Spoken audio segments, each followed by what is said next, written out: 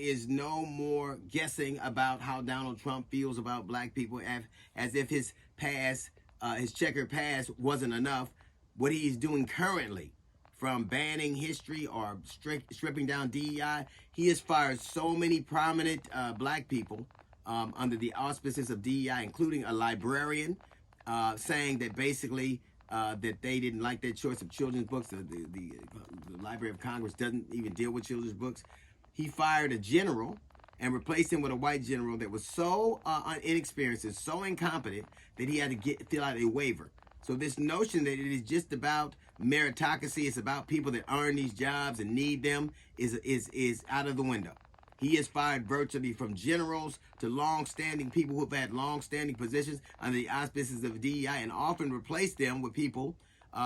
We saw he replaced a 4-star general with Pete Hegseth, and the reason that Pete Hegseth doesn't wear a uniform as the Secretary of State, because his uniform wouldn't have the rank enough where people wouldn't laugh at him.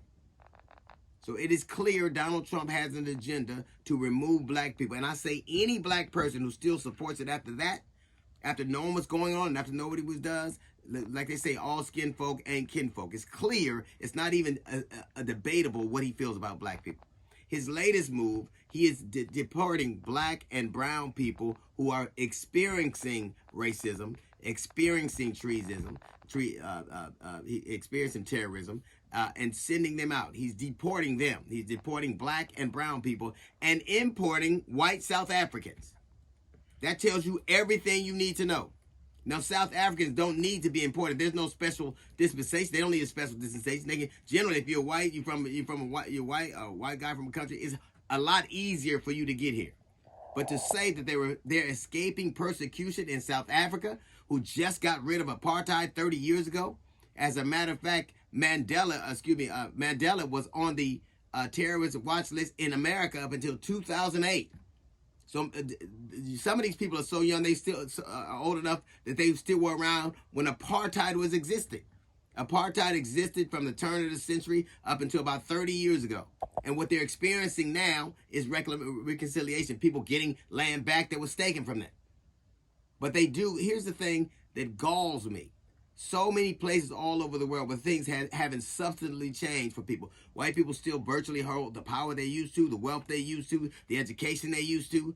But how is it they feel that they've been put upon? How is it they feel they've been discriminated against? What can they do or could they not do that they used to always do before? And the only thing, since it's not their educational, since it's not their access to capital, since it's not their places in the judiciary or the government or business, what are they getting, or what is being taken away from them that they're so despondent about?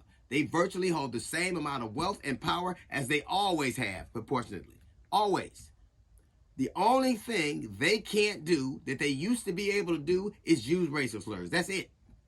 They want to be able to say that if I want to be able to call people, as evidenced by a woman calling a 5-year-old mentally incapacitated kid a racist slur and receiving almost $1 million for it.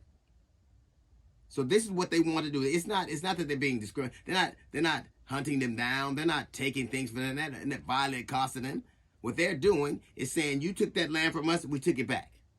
But the only thing that white people in this country want that they are not able to do is say the N-word. And I tell you what, here's the thing. We can switch. You can say the N-word all you want, and we'll get all the power you have. That'll be a fair switch. You get to say nigga, and I get to be uber wealthy.